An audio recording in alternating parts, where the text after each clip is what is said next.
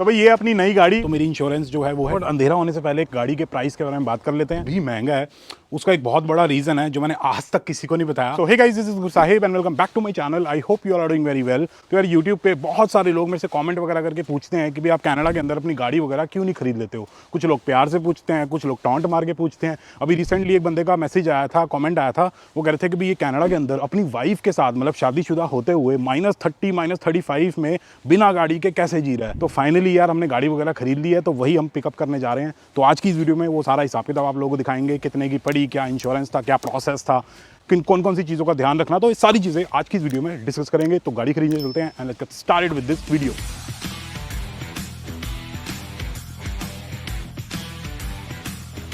तो बेसिकली यार काफ़ी ज़्यादा एक्चुअल में प्रॉब्लम आती थी। काफ़ी सारी ऐसे जगहें थी जहाँ हमें जाना होता था और नहीं जा पाते थे। फॉर एग्जांपल कुछ छोटा मोटा सामान खरीदने जाना है या फिर डॉक्टर के अपॉइंटमेंट पे जाना है, तो हर बार हमें ऊबर वगैरह करवानी पड़ती थी, जिसके $10 $15 $20 कभी कभी $30 भी लग जाते थे। इसलिए मैंने सोचा कि भाई गाड़ी वगैरह खरीद लेते हैं, थोड़ा सुख हो जाएगा, आराम हो जाएगा। तो इसलिए गाड़ी खरीद रहे हैं। और बाकी हमने नंबर प्लेट्स वगैरह ले ली हैं, उसका हिसाब किताब बताता हूँ कि नंबर प्लेट्स पुरानी वाली ही चल जाएंगी, वो कैसे चलेंगी वो भी आपको बताता हूँ। और अभी हम जा रहे हैं बैंक कुछ काम से, वो भी आप लोगों को अभी वीडियो में आगे बताऊँगा। कैब का वेट कर रहे हैं।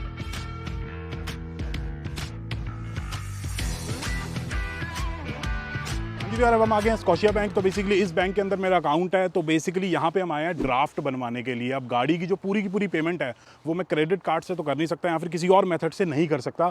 डीलर जो है उसने मेरे को ये बोला था कि आप मैक्सिमम $2000 अपने क्रेडिट कार्ड से पे कर सकते हो, क्योंकि उनको कुछ फीस वगैरह देनी पड़ती है, 1% 2%। तो ज़्यादा करेंगे तो बहुत ज़्यादा फीस देनी पड़ जाएगी। और साथ के साथ रिमेनिंग अमाउंट जो है उसका मैं यहाँ से ड्राफ्ट बनवाऊँगा। मतलब जितने भी पैसे अपने पड़े हैं वो सारा बैंक अकाउंट खाली हो जाएगा, क्योंकि उतने का ड्राफ्ट बन जाएगा और अपना जेबें जुबे खाली हो जाएंगी। लेकिन क्या करें, गाड़ी भी जरूरी है। तो अंदर चलते हैं, ड्राफ्ट बनाते हैं और फिर बाहर आते हैं।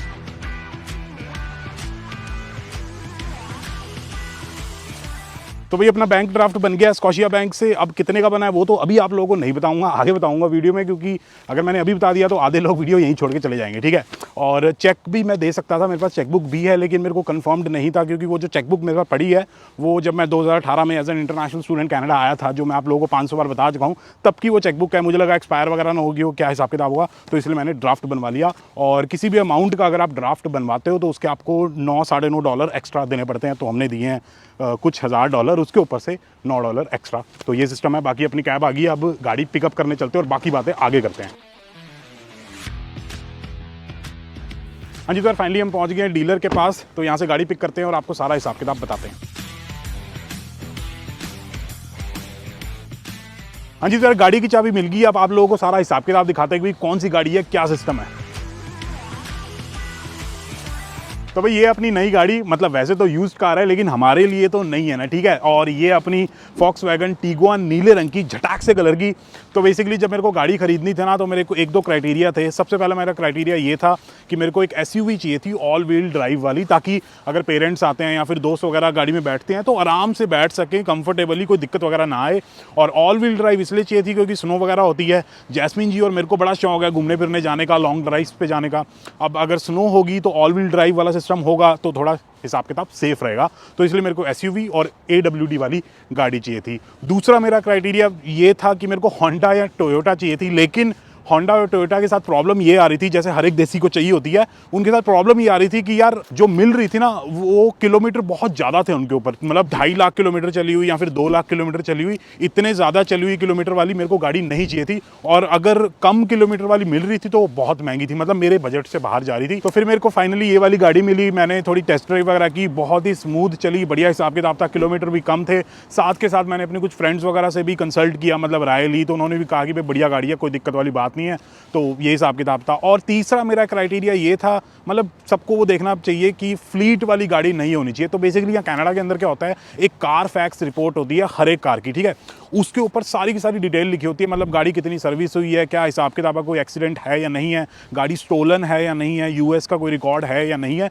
काफ़ी सारी चीज़ें कार फैक्स रिपोर्ट के ऊपर होती हैं। और उसके ऊपर ये भी लिखा होता है कि गाड़ी किस तरीके से यूज़ हुई है, मतलब फ्लीट के लिए यूज़ हुई है, मतलब कोई कमर्शियल या फिर रेंटल पर्पज़ के लिए यूज़ हुई है, या फिर किसी ने अपने पर्सनल यूज़ के लिए यूज़ किया गाड़ी। तो ये वाली पर्सनल वाली थी। जो इसका पहले ओनर था वो लाइक एक ओल्ड मैन है, तो मेरे को लगा कि बढ़िया हिसाब किताब है। और जितनी पुरानी ये गाड़ी है और जितनी चली हुई है, तो वो जो रेशो है ना बढ़िया बैठ रही है, तो इसलिए मैंने ये फाइनलाइज कर दी और एक गाड़ी खरीद ली। और लाइसेंस प्लेट के बारे में जरा बात करते हैं, जो मैंने आप लोगों को वीडियो के स्टार्टिंग में बताया। तो बेसिकली यार लाइसेंस प्लेट्स का ये हिसाब किताब होता है कि जब भी हम कनाडा के अंदर कोई भी गाड़ी वगैरह परचेज करते हैं ना, तो ऑब्वियसली उसका एक नंबर होता है, लाइसेंस प्लेट्स इश्यू करवानी पड़ती हैं सर्विस ओंटारियो से कुछ पर्टिकुलर अमाउंट पे करके, ठीक है।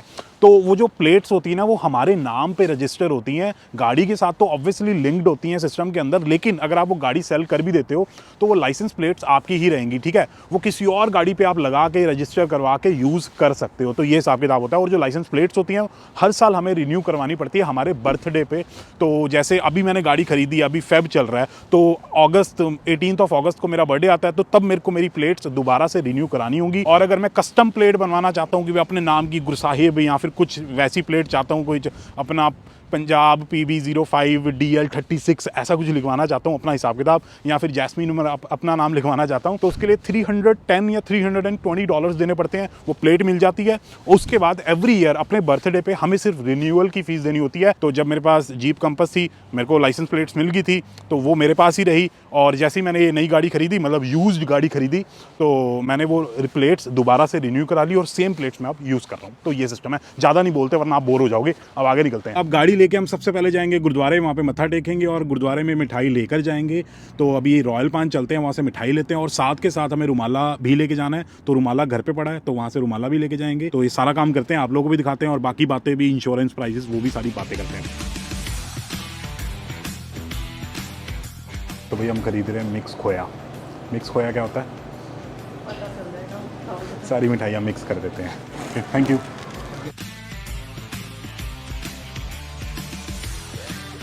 तो भाई हमने मिठाई ले ली है रॉयल पान से, कहते हैं बड़ी शानदार मिठाई होती है। खा के तो नहीं देखेंगे, वहाँ पे हमें जब प्रसाद देंगे तो हमें मिलेगी थोड़ी सी, ठीक है, तो थोड़ी सी टेस्ट करने को मिल जाएगी। बाकी ये 1 किलो मिठाई है, वो पड़ी है $34 की, जिसमें एक पेस्ट्री भी इंक्लूडेड है, स्ट्रॉबेरी वाली, जो जैस्मीन जी को देख के खाने का मन कर गया था। तो ये लेके गुरुद्वारे चलते हैं और वहाँ पे सारी बातें करते हैं, क्योंकि अच्छी जगह पे अच्छी बातें करेंगे।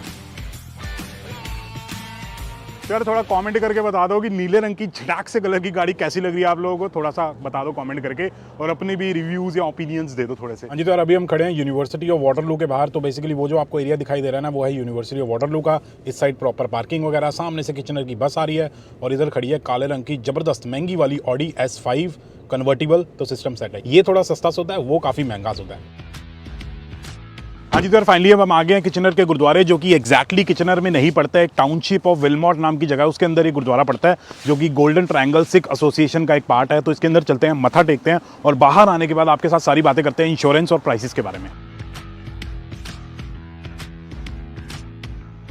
हाँ जी, तो गुरुद्वारे में मत्था टेक लिया, ब्लेसिंग्स ले ली है, नई गाड़ी आई है ना, तो सारा हिसाब किताब करना था, तो सब कर लिया है।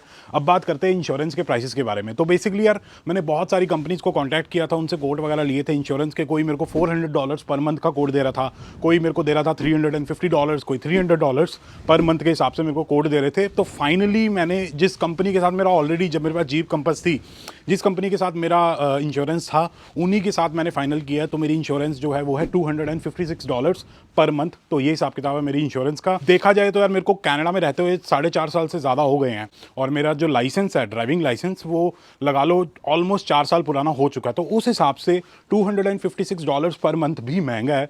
उसका एक बहुत बड़ा रीज़न है जो मैंने आज तक किसी को नहीं बताया, सिर्फ जैस्मीन जी को पता और मेरे पेरेंट्स को पता है और मेरे को पता है, और किसी को नहीं पता उसका रीज़न। तो बेसिकली यार उसका रीज़न ये है कि स्टूडेंट टाइम पे जब मैंने अपनी फ़ीस वगैरह इकट्ठी कर ली थी, मतलब सारी पे कर दी थी, सारा लोन वगैरह का हिसाब किताब मेरा सारा सेटल्ड हो गया था, सारी प्लानिंग हो गई थी, तो मैंने जोश में आके एक गाड़ी खरीदी थी। जीप कंपस से पहले भी, स्टूडेंट टाइम खत्म होने से थोड़ा सा टाइम पहले मैंने गाड़ी खरीदी थी, जो मेरे पास सिर्फ 3 महीने तक रही थी। तो बेसिकली हुआ क्या था कि जैस्मीन जी रहती थी सेंट कैथरीन्स में, मैं रहता था थंडर बे में। तो मेरे को जैस्मीन जी से मिलने के लिए सेंट कैथरीन जाना था, तो मैं गाड़ी से ड्राइव करके गया था इनको सरप्राइज़ देने के लिए।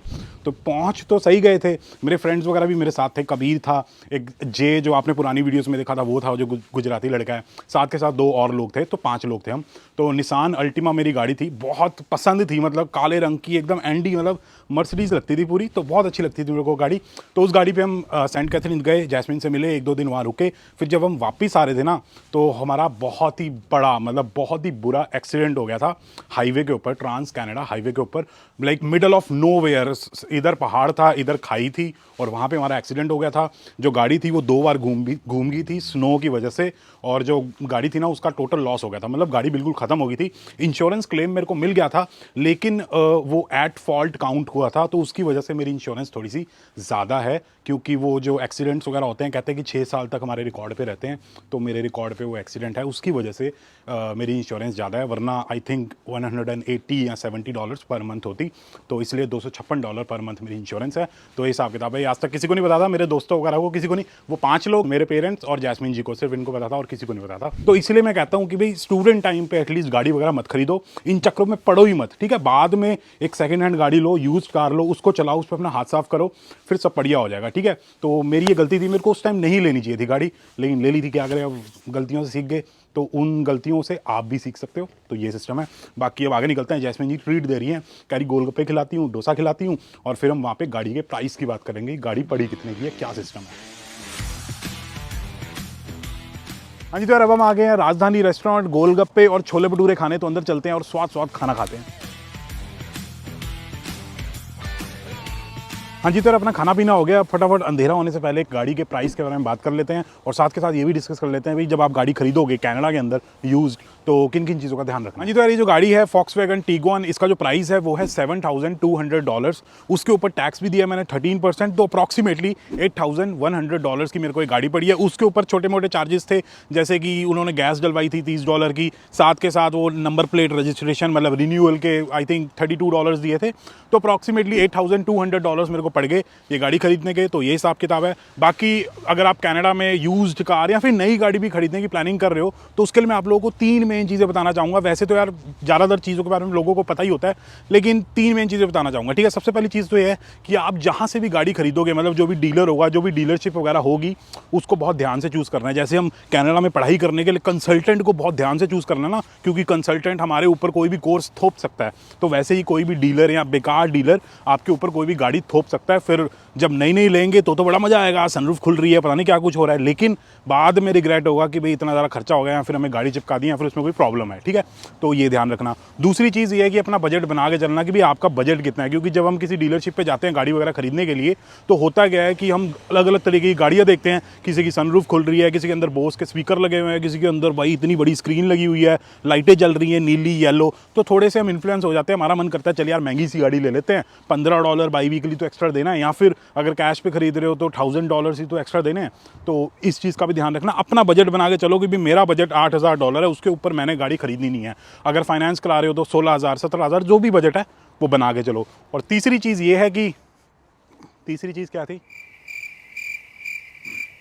और तीसरी चीज़ ये है कि आपको पता होना चाहिए कि आप किस पर्पस के लिए गाड़ी खरीद रहे हो। फॉर एग्जांपल अगर आप A to B जाने के लिए या फिर ऊबर ईट्स या स्किप द डिशेस वगैरह करने के लिए खरीद रहे हो, मतलब फूड डिलीवरी या फिर ऊबर चलाने के लिए, तो आप एक सस्ती सी गाड़ी खरीदो $4,000 $5,000 की। और दूसरी चीज़ ये है कि अगर आप अपने शौक पूरे करने के लिए खरीद रहे हो तो आपको पता होना चाहिए कि पर्पस क्या है। या फिर अगर आपकी फैमिली है 6-7 लोगों की तो आपको वैन खरीदनी चाहिए। तो आपके पर्पस के हिसाब से आपको अपनी गाड़ी खरीदनी है, ये चीज़ें हैं, ठीक है। तो गाड़ी मैंने पूरी कैश पे खरीदी है, $2,000 मैंने क्रेडिट पे दिए हैं और $6,000 मैंने वो ड्राफ्ट वाला हिसाब किताब हुआ है, ठीक है। तो ये सिस्टम है। बाकी अगर आप लोगों को वीडियो पसंद आई तो please like share and subscribe, and as always stay healthy and keep hustling.